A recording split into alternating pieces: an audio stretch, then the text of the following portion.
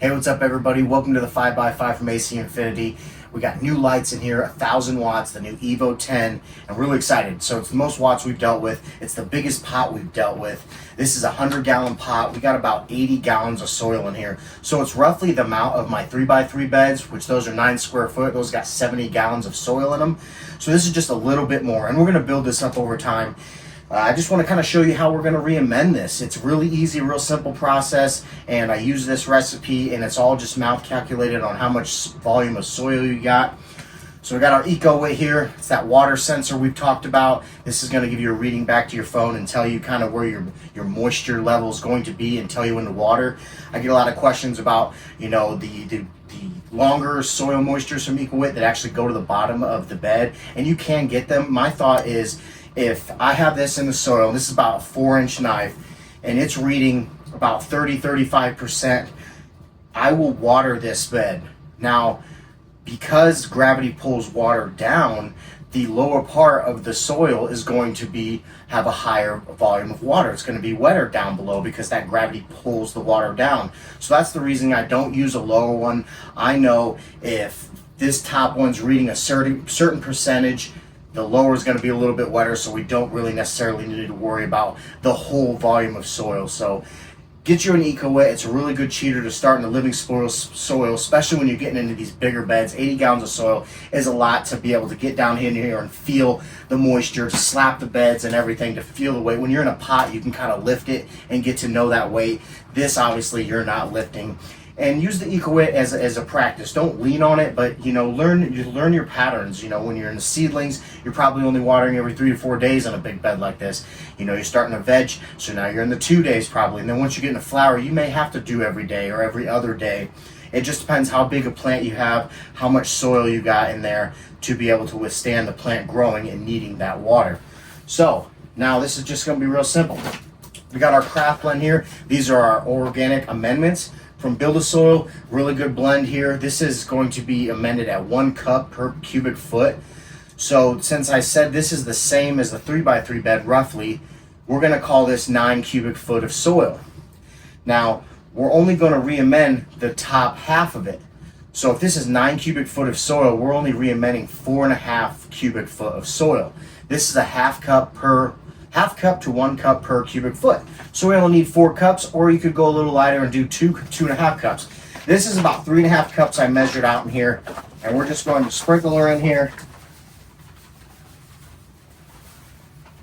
Now this is old soil that I've been keeping in the basement for a long time, about 60 gallons worth. And then I bought 2 bags of Build-A-Soil 3.0 just to get a little bit more soil in here to get up into that 80-gallon mark. So we do have some fresh soil in here, but for the most part, this is all old soil that has just been sitting around. It's got old roots in it. I mean, this is going to be really fun to see that you don't have to throw your soil away. You can just amend it just a little bit, and you can have amazing success. So we got the amendments. We got the craft blend in there. So now that this has been sitting, I like to add some minerals. This is the mineral kit from Build-A-Soil. It's got your basalt in it, it's got gypsum, and it's got oyster shell flour. So plenty of calcium, plenty of sulfur. Really good idea to get some minerals into your garden. It's going to help with a bunch of really good things. Erosion. It's going to help with the microorganisms in your life. It's going to slow release trace minerals into the garden.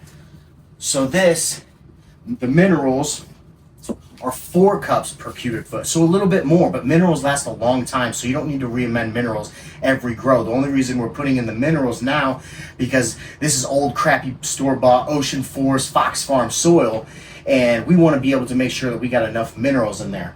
So that was 9 cups.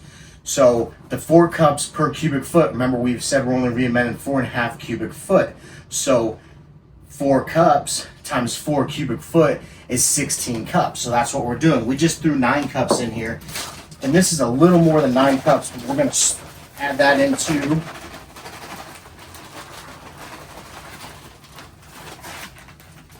so that may only be about 13, 14 cups, but that's what's really cool about growing organic is you don't have to eyeball this stuff. You probably should wear a mask. You can see how dusty it is in here, but I don't care. I'm in the garden. I'm having fun. I don't want to wear a mask in here, So now we would normally put in some Build-A-Flower compost, but we don't have that right now. So that's all right. The garden's got to keep going. So we're going to make do with what we got here. We're just going to slowly till this in a little bit. Get your hands dirty. It's really fun to get in here and play around. Now, as far as worms, we have all of our beds, so there's no reason to buy any worms. We just went over to the other bed, grabbed a handful of worms and throw them in here. And over time, they're going to procreate. They're going to create their own environments, and they're going to multiply and create, you know, that the beginning of the soil food web with the microbes and the worms and all the good stuff that you look for in there. So you can see this stuff's really fluffy. This is peat moss is the base. A lot of peat moss in here. If you're building your recipe, I like to run with a third recipe. So 1/3 of your peat moss, which is your base, 1/3 aeration, pumice, rice hulls. You can use perlite. We're not a big fan of it. And then your food source, your compost, your castings. You're going to want to get that in there. So we're mixing this up in here, nice and good. You don't have to go too deep. Just get a nice little good mixing going. Just make sure you're not seeing a bunch of everything in one spot. Like I said, I love playing in the dirt. Brings you back to being as a kid. Call me crazy, but it's fun just to get in here and play. So have a good time with it. Like I said, there wasn't very much of the amendment or the minerals. So it doesn't take a bunch. It doesn't take a bunch of money. You can make your own at home. You can get your own individual calcium. You can get your own individual amendments like chamomile meal. You can get a bunch of good amendments. We're not going to go all in that. I'm not trying to overwhelm you because I struggle remembering all the amendments that's in my amendment kit. But that's the good thing about Build-A-Soil is you don't necessarily have to know everything. You just need to trust the fact that they're putting in the good work. They're showing you the right way. And the garden that I've run for the past 2.5 years proves it in itself that you throw a little bit in, water it in, set it and forget it. So we're going to go ahead, since this has been in the basement for so long, it's really dry soil. That's not good for organic soil, for breaking stuff down. You want it to be nice, evenly moist. So this is 70 to 80 gallons of soil. So when we're watering, we stick to that 5 to 10% range. So with my 70 gallon beds, that 5% would be about 3.5 gallons. Now this is older soil. We're going to do 10%. So 10% is going to be about 7 gallons of water. That seems like a lot, but it's really not. It's going to drink it up. It's going to use it. There's no plants in here. There's no growth in here. So I think what we're going to do is we're going to water this in. We'll throw down some mulch, and then we'll throw some cover crop seed down, and she's going to be off to the races. So I got my hose here. I think it's really cool to have a hose. Makes things a little bit easier. And I probably should have a drip tray underneath it, but like I said, we want to keep going. I don't have one. I wanted to get this going for you guys, and I'm really excited to be running this big bed. So I won't stand here and water the whole 7 gallons in, but I just wanted you guys to get the idea that you put your minerals in, you put your amendments in, you water that 5 to 10% of your old soil, get it back to life, throw in some cover crop in there, throw in some worms in there, get that life going, get the plants growing in there, and then throw some mulch down. So we have the mulch right here. It's just some mulch for my wife's work. Nothing special. That's probably too much. Shake it around in here.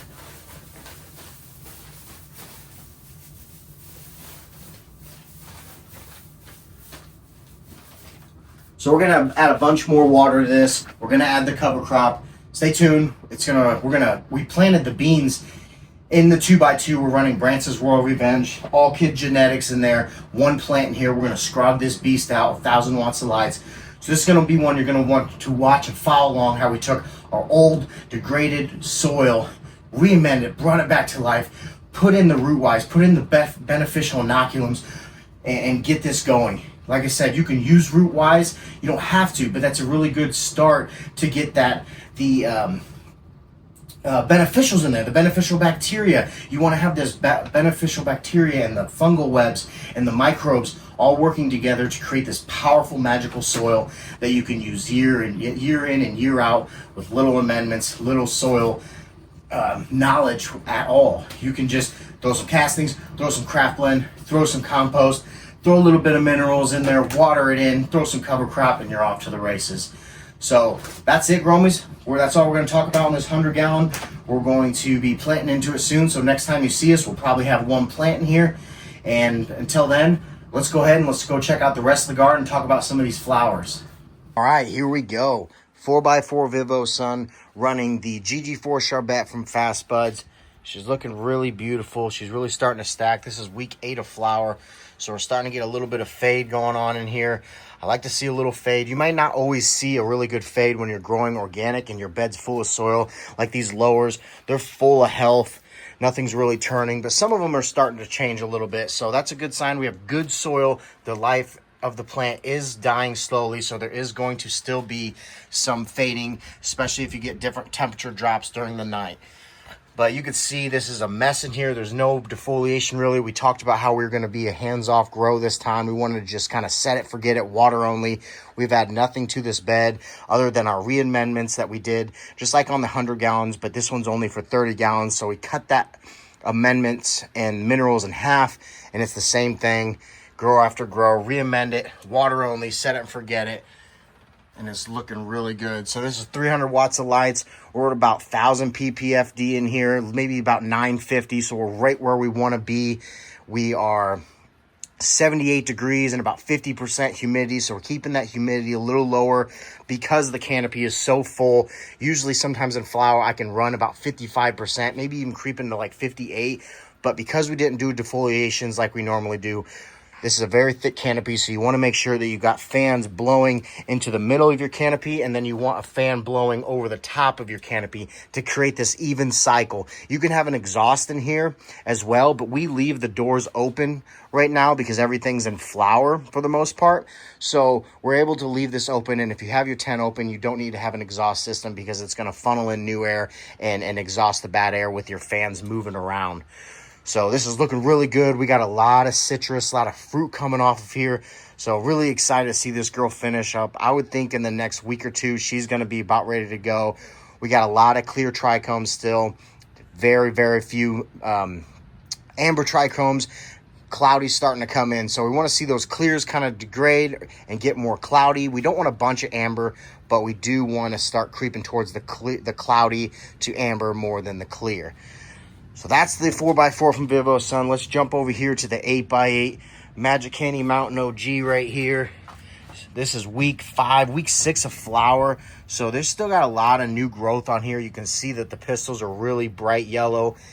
We got a little bit of curling of the trichomes. So they're the pistils, sorry, not the trichomes. And you can really see that they're slowly starting to stack. So this is the weeks, from week 3 on to 4, you're doing stretching, and then 5, 6, 7, you're kind of stacking. And then the 8, 9, 10, 11, you're kind of getting that ripening phase. And there's some that's going to change. Some are going to stack longer. Some are going to stretch longer. Some people can flower for 13 weeks. I've heard it and I've seen it. So it just depends on the genetics that you're running, but everything's looking really good. This Ricky's hash plant is very greasy, very good stacking. This is about 1.5 2 foot cola, and I think by the end of it, she's going to be one giant cola. So I'm really excited about how everything's turning out. And like I said, you can see the defoliation is horrible. We did not defoliate. This is not something that I stand by in the garden. I like to clean my plants up as much as I can to get the most yield out of them, but I wanted to show you that you can still get amazing yields on these plants without spending hours defoliating your plants. And as long as you're dropping that humidity into that 50 to maybe even 45%, and you have good airflow. We have 4 fans in here in each corner, cycling air around at different levels. We don't have an exhaust in here. We have an intake fan in here. It's in the back down here. So we are bringing cool air in, but the tent's open, so we're not worried about exhausting bad air out because it's coming out this front opening. So fresh air is very key. Environment is very key, especially when it comes to flower. as far as the lighting right now, we got about 1,000 ppfd on the Ricky's hash plants because they are a little taller. And then over here, we got about 900 ppfd. So right where we want to be at this point of flowering. These may even get a little bit more because they're really liking the light. I'm not seeing any of the tacoing. I'm not seeing any burnt tips. So that's a good sign to look out for, is that tacoing and the burnt tips. You know, burnt tips can be a lot of signs of everything with underwatering when it comes to organic. But look at those top leaves compared to lower leaves, and it's going to tell you if there's too much light. Back here to the tray to grow Ricky's hash plant. Once again, no defoliation. Not ideal, but we're still getting amazing yields. We're still getting, look at the, I mean, that's beautiful. I love how the different colors, you got a little orange, purple coming off there. I mean, I even see a little hint of red in there.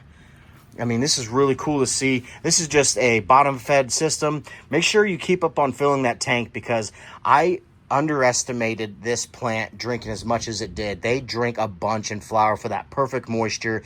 Those roots are wicking, so they're going to tell it when they need to water. So make sure you keep this filled up because if that water dips below that valve, it's not going to push any water down in there. So stay up on top of that. These girls, this is one plant, they are going to drink it up in flower. I tell you what, they are going to drink it. So I won't keep you much longer. I just want to kind of talk about everything we got going on in here. Flower tips, keeping the environment on point, get your PPFD on point. And if you can, defoliate, but if you can't, don't worry about it. You can see that if you keep that VPD, that good environment, good airflow, mold's not going to be an issue. So we've ran it before with not defoliating and we've never had an issue. So look how thick it is in there. So but, and I mean, we still got some lower stacking going on. So that's just so cool to see that penetrating light going through these fan leaves, which the fan leaves are your solar panels. So they are collecting that solar, but they're also penetrating through these leaves into the leaves below it, doing the same thing. So huge shout out to the garden sponsors. Huge shout out to you guys. Oh, let's go check out this clone real quick. So we got, you saw the beast that we grew in here. This was the same type of setup, one plant in here. Now this was in 1 gallon of Build-A-Sort light, and we travel for work, like I've said a million times, but I just want to give you guys the background of you know why we're deficient in here. 1 gallons are so hard to water if you're not home to be able to water every day when this plant gets bigger. If you're not giving it some sort of food source like a fish hydrolysate or something, they're going to get deficient. They're going to get hungry.